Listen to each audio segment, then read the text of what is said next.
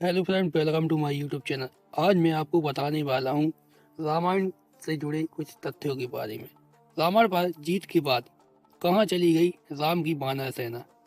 क्यों फिर कभी नहीं लड़ा युद्ध? दशहरा के ही दिन भगवान राम की वानर सेना लंका में जीत का झंडा फहराया और इसके बाद उसका जिक्र कहीं नहीं होता। आखिर वो सेना कहाँ गई? फिर कभी क्यों दोबारा युद्ध नहीं होगा? वीडियो को जानने के लिए वीडियो के अंत तक बने रहें। दशहरा के दिन भगवान राम की वानर सेना ने लंका में रावण की सेना पर जीत हासिल की थी। भगवान राम ने रावण को मारकर असत्य पर सत्य की विजय की पताका फहराई। राम जिस वानर सेना के साथ रावण की पराक्रमी सेना से युद्ध लड़ने गई वो करीब 9 सिखियां थीं। युद्ध में पारंगत नहीं थी। राम की ये सेना आनन फानन में ही बनी थी। रावण ने इस वानर सेना की हंसी उड़ाई, लेकिन इसी सेना से दुश्मन के छक्के छुड़ा दिए। हालांकि इस युद्ध में जीत पाने के बाद वानर सेना कहाँ गई किसी को पता नहीं। उसने फिर कभी युद्ध क्यों नहीं लड़ा?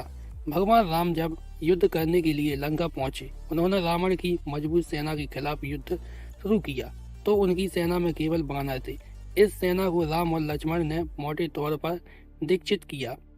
युद्ध में जीत के बाद ये लंबी चौड़ी सेना कहाँ चली गई, उसका कोई जिक्र क्यों नहीं मिलता है? वाल्मीकि रामायण के अनुसार श्री राम रावण युद्ध में वानर सेना की महत्वपूर्ण भूमिका थी।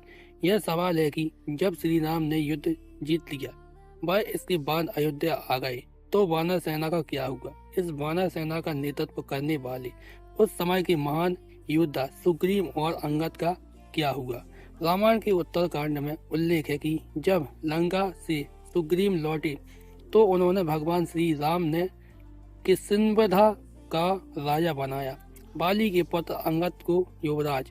इन दोनों ने मिलकर वहां कई सालों तक राज किया। श्री राम रावण युद्ध में योगदान देने वाली वानर सेना सुग्रीव के साथ ही वर्षों तक रही, लेकिन इसके बाद उसने शायद ही कोई बड़ी लड़ाई लड़ी हो। हालांकि इस वानर सेना में अहम पदों पर रहे सभी लोग किष्किंधा में अहम जिम्मेदारियां में जरूर रहे। वानर सेना में महत्वपूर्ण योगदान देने वाले नल नील कई वर्षों तक सुग्रीव के राज में मंत्री पद पर सुशोभित रहे, तो युवराज अंगद और सुग्रीव ने मिलकर किष्किंधा के राज्य को और बढ़ाया। गौरतलब है कि किष्किंधा आज भी वानर सेना को श्री राम ने किष्किंधा के आसपास कई राज्यों से एकत्र किया था। फिर आनन फानन में उन्होंने इन्हें युद्ध के लिए दीक्षा देकर कुशल बनाया। किष्किंधा कर्नाटक में तुंगभद्रा नदी के किनारे है। ये बल्लारी जिले में आता है, जबकि विश्व प्रसिद्ध हम्पी में बिल्कुल बगल में है। इसके आसपास प्राकृतिक खूबसूरत बिखरी हुई है। किष्किंधा के आसपास आज भी ऐसी कई गुफाएं हैं और जगह है जहां श्री राम और लक्ष्मण रुके थे। वही किष्किंधा में वो गुफाएं भी हैं जहां वानर साम्राज्य था।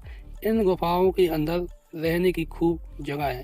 किष्किंधा के ही आसपास काफी बड़े इलाके में घना व जंगल फैला हुआ है, जिसे दंडक वन या दंडकर्णीय वन कहा जाता है। यहाँ रहने वाली ट्राइब्स को वानर कहा जाता है, जिसका अर्थ होता है वन में रहने वाले लोग। रामायण में किष्किंधा के पास जिस ऋषभम्यूक पर्वत की बात कही गई, वह आज भी उसी नाम से तुंगभद्र नदी के किनारे स्थित है। यहीं पर हनुमान जी के गुरु मंगत ऋषि का आश्रम था। जब ये पक्का हो गया कि सीता को रावण ने कैद करके लंका में रखा हुआ है, तो आनन फानन में श्री राम ने हनुमान और सुग्रीव की मदद से वानर सेना का गठन किया, लंका की ओर चल पड़े। तमिलनाडु की एक लंबी तट रेखा है जो लगभग 1000 किलोमीटर विस्तारित है। कोड़ी करई समुद्र तट बेलाकनी के दक्षिण में स्थित है, जो पूर्व में बंगाल की खाड़ी और दक्षिण में पाल्क स्ट्रेट से घिरा हुआ है। यहाँ श्री राम की सेना ने पहाड़ डाला। श्री राम ने अपनी सेना को कोड़ी करई में इकट्ठा करके सलाह मंदरण किया। इसी वानर सेना ने फिर रामेश्वरम की ओर कूच किया, क्योंकि पिछली जगह से समुद्र पार होना मुश्किल था। श्री राम ने रामेश्वरम के आगे समुद्र में वह स्थान ढूंढ निकाला जहां से आसानी से श्रीलंका पहुंचा जा सकता हो। इसके बाद विश्वकर्मा के पुत्र नल और नील की मदद से वानरों ने पुल बनाना शुरू कर दिया। वानर सेना में वानरों के अलग अलग झुंड थे। हर झुंड का एक सेनापति था जिसे युद्धपति कहा जाता था। युद्ध अर्थात झुंड लंका पर चढ़ाई के लिए सुग्रीव ने ही वानर तथा दक्ष सेना का प्रबंध किया था। बताया जाता है कि ये वानर सेना जुटाई गई थी। ये संख्या में करीब 1 लाख के आसपास थी।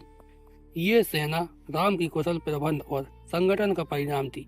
विशाल वानर सेना छोटे छोटे राज्यों की छोटी छोटी सेनाओं व संगठनों जैसे किस्म के कोल, भील, रीछ और वनों में रहने वाले रहवासियों आदि का संयुक्त रूप थी।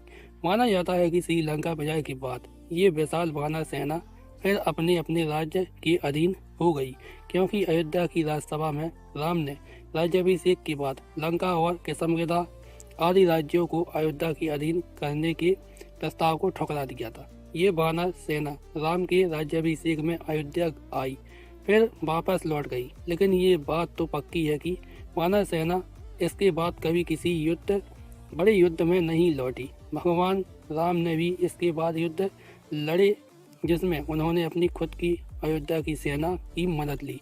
अगर आपको मेरा वीडियो अच्छा लगा हो तो वीडियो को लाइक कीजिए, चैनल को सब्सक्राइब कीजिए और वीडियो को ज़्यादा से ज़्यादा शेयर कीजिए।